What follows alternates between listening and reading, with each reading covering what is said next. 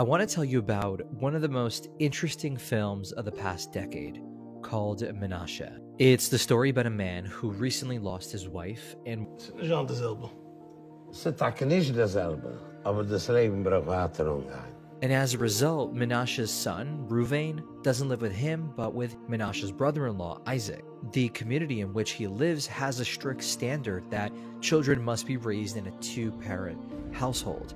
And this seems to be based on the verse in Genesis 2. Weißt du, der Pussy gesucht. Leute haben Josu dem Liesler war da. Erst Isaac connect da.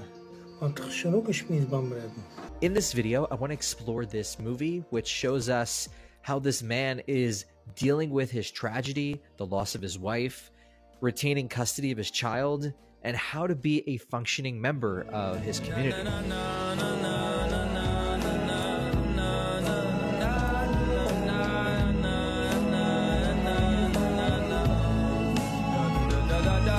This video is part of our series of Yiddish Kino Club, our Jewish film club, where we try to understand movies that portray Jewishness. This channel is all about Jewish history, culture, and tradition, and using art, like movies, to understand that. My name is David, and join me as we dive into this really interesting movie that is almost entirely in Yiddish.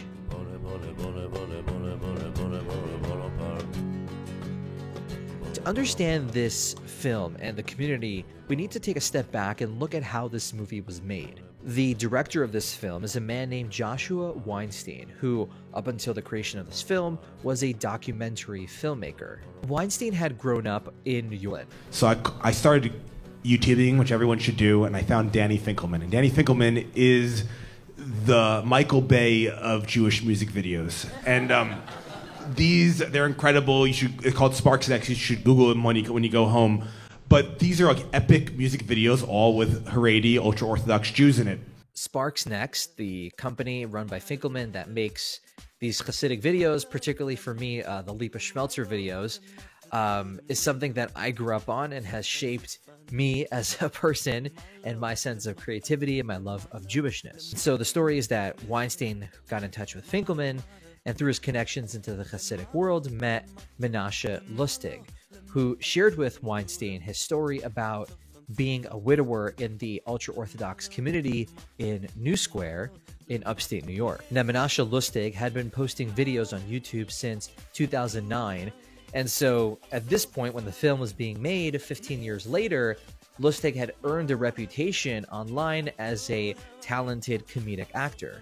Now, it so happens that this movie both did and did not fit into the Hasidic world into which Menashe Lustig was born into and still lives in. Historically, there were comedic personalities in the community known as Badchins who would entertain the community at different events like weddings, as well as there are communal plays that still take place till this day.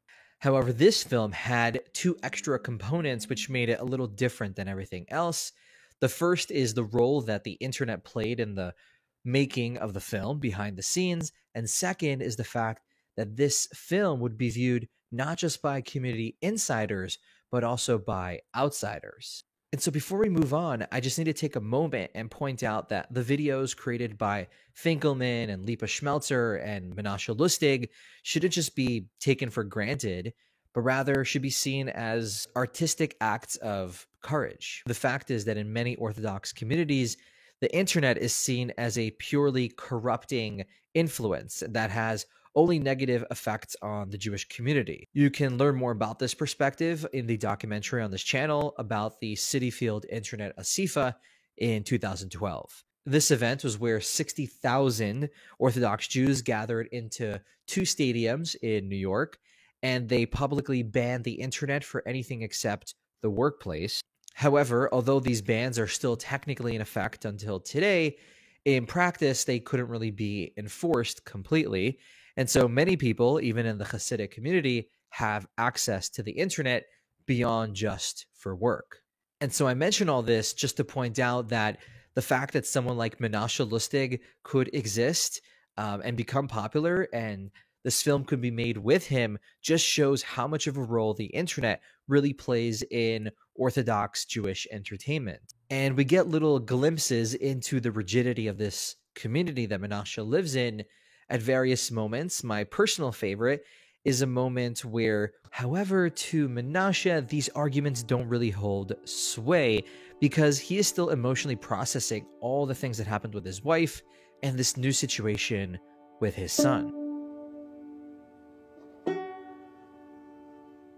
To me, what holds sway with Menashe isn't necessarily God or the Torah, but rather the image of what it means to be a man in this world, or in one word, to be a mensch. And this is embodied in the dress code of the Hasidic world, which is the hat and the dark coat called a rekel. And so I think in modern parlance, we would say that Menashe is being dysfunctional. He's barely able to take care of himself, can't take care of his son, or to contribute meaningfully to those around him. So let's unpack all of this and how it plays out in the film, as well as how it affects the relationship between Menashe and his son Reuven. I think the reason why Menashe is hesitant to remarry and is being quite... This point in particular happens to remind me of another Jewish movie called To Dust that also deals with this theme of processing loss. In the film, there's a Hasidic man, Shmuel, who has 2 young sons, and he's also dealing with the loss of his wife. However, in that film, he becomes obsessed with her soul and the decomposition of her body and goes on a very wacky adventure with a college professor, which I will have to cover in another episode. But in that film, there's a moment where Shmuel is on a date with another woman who is also a widow, and her attitude seems to be a lot more empathetic to Shmuel. It's okay to still be in love with your wife. In this film, Menashe is also clearly opportunity for a stable Leben and die Speis mit dem Punemann an. I think what this film is conveying is that the tension Menashe has with his community, particularly with the rabbi and his brother-in-law, comes down to the fact that he hasn't had the time, the space, or the resources to deal with his feelings. I think this is the true critique of the community in this film, which is that so often people are not given the resources to deal with these emotional challenges. And I think it reinforces this idea that Menashe's reluctance to get remarried is based on his inability to find closure on his previous, albeit turbulent, relationship. And this to really add to the Hasidic flavor of this film. And what I mean by that is there's a story I heard growing up about a rabbi that was invited to be a guest at a meal, and the person who was cooking the food ended up putting kerosene into the food instead of oil, which made it taste terrible.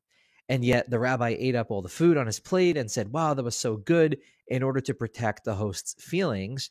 And you could see a very similar thing happening in this moment in the film, where the rabbi is complimenting the food in order to protect Menashe's feelings. So let me give you 2 more examples of synchronicity that relate to the chick and to the ending of this film.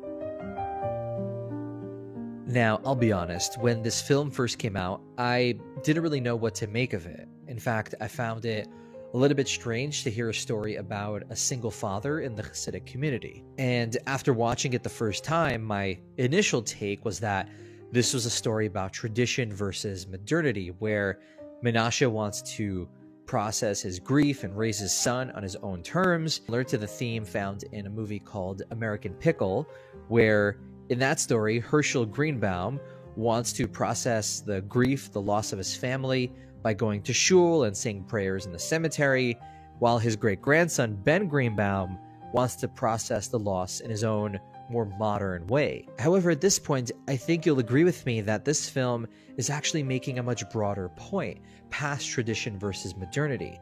It's talking about, what does it mean to be a functional member of your world? What does it mean to be a mensch?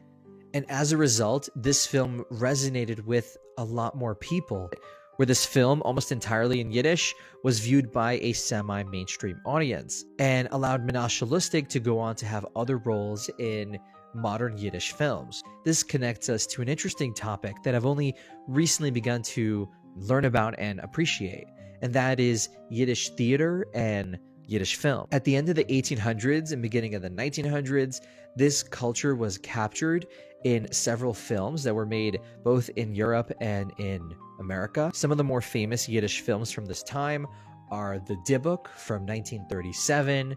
There's also the Yiddish take on Fiddler on the Roof called Tevye from 1939. And then there's the Yiddish response to the jazz singer called Overture to Glory from 1940. From the end of the 1940s till the release of Menashe in 2017, as far as I know, there were only 2 films that had scenes that were in Yiddish that were longer than just a couple of words.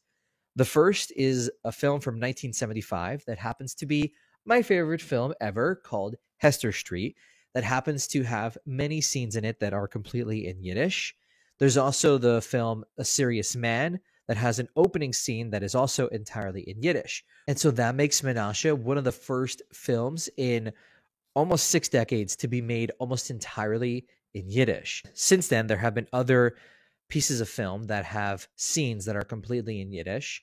I think most famously is the miniseries Unorthodox from 2020 that has scenes that are completely in Yiddish, as well as other films like The Vigil from 2019 and a very interesting film called Holy Woman from 2021. And so part of what makes this film, Menashe, so authentic is the fact that the actors are from this Hasidic world, and so they understand the nuances of what it means to portray this world. I met Menashe, I did a screen test with him, and I was blown away by his acting abilities. And Danny's like, what, Menashe?